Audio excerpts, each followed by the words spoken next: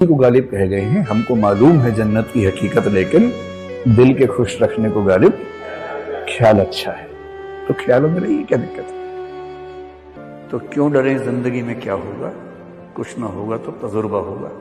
मैं तो इसी अप्रोच पे चलता हूं कहीं भी, और मैं चाहता भी नहीं कि कोई यूपीएससी को इस भाव से तैयारी करे कि नहीं होगा तो मर जाऊंगा। इससे बढ़िया मत करो तैयारी। जब भी जीवन में विकल्प आएंगे किसी महत्वपूर्ण मामले में, आप सारे विकल्पों को कितना भी टटोल लें, कितना भी तौल लें, उनको जो भी विकल्प चुनेंगे उसमें कुछ कमियां कुछ अच्छाइयां होंगी, और जो छोड़ेंगे उसमें कुछ अच्छाइयां कुछ कमियां होंगी ही होंगी।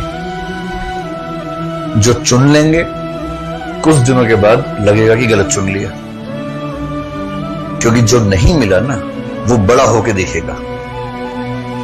मिल गया सो मिट्टी है, नहीं मिला वो सोना है। और कोई बहुत भौकाल मार रहा हो ना, कोई बहुत डींगे हाँक रहा हो, बहुत भौकाल मार रहा हो, एकदम तुम्हारे पर डोमिनेट करने की कोशिश कर रहा हो, तो बोल दो इसको, चौड़े होके बोल दो कि कुछ देर की खामोशी है फिर एक शोर आएगा। कुछ देर की खामोशी है फिर एक शोर आएगा। आपका तो सिर्फ वक्त आया है, हमारा पूरा दौर आएगा। और इसलिए कहते हैं कि आईएएस बनने का असली मजा तब है जब आप कम उम्र में बन जाए।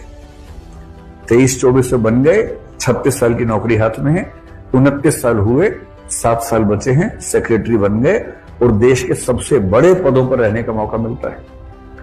फाइनेंस सेक्रेटरी दिन में कम से कम 25 बार फाइनेंस मिनिस्टर से बात करता है, नीतियां मूल रूप से वो बनाता है। और अगर बन गए कैबिनेट सेक्रेटरी तो प्रधानमंत्री से दिन में 20 बार बात करेंगे आप, और प्रधानमंत्री लगभग हर चीज के लिए आपकी सलाह को अंतिम मान रहे होंगे। ये है आईएएस बनने का। ये जीवन में सबसे ज्यादा सफल लोग वो होंगे जिनमें सबसे ज्यादा धैर्य था, और धैर्य के साथ लगन थी कि एक दिन आएगा जरूर, अपना टाइम आएगा, अपना टाइम आएगा, कभी ना कभी तो आएगा ही आएगा, ठीक है। और उसकी लगातार मेहनत लगातार करनी है, धैर्य रखना है, छटपटाना नहीं है। और इसलिए मैं कई बार आप लोगों से कहता हूं क्लास में भी, आईएएस बनने में वही सफल होगा जिसके अंदर परसेवरेंस होगी।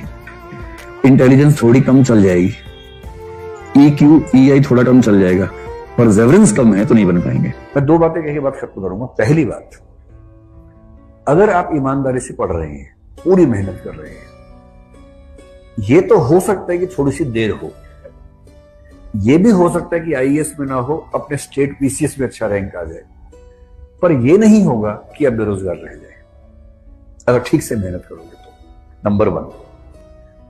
और दूसरी बात और कह रहा हूं आपसे, भगवान ना करे कि किसी का सिलेक्शन ना हो, तो भी एक बात कह रहा हूं, अगर ये 1.5 साल की पढ़ाई ठीक से कर ली तो दुनिया में जिस भी फील्ड में आप जाएंगे वहां कमाल कर देंगे। ये मैं गारंटी दे रहा हूं आपको।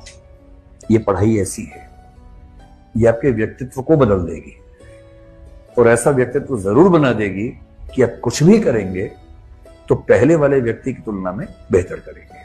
एक बार एक टीचर ने क्लास में पूछा कि बच्चों ये बताओ, मेरे पिताजी को सफेद कपड़े पहनना पसंद है और मेरी माताजी को चावल खाना पसंद है, बताओ मेरी उम्र कितनी है?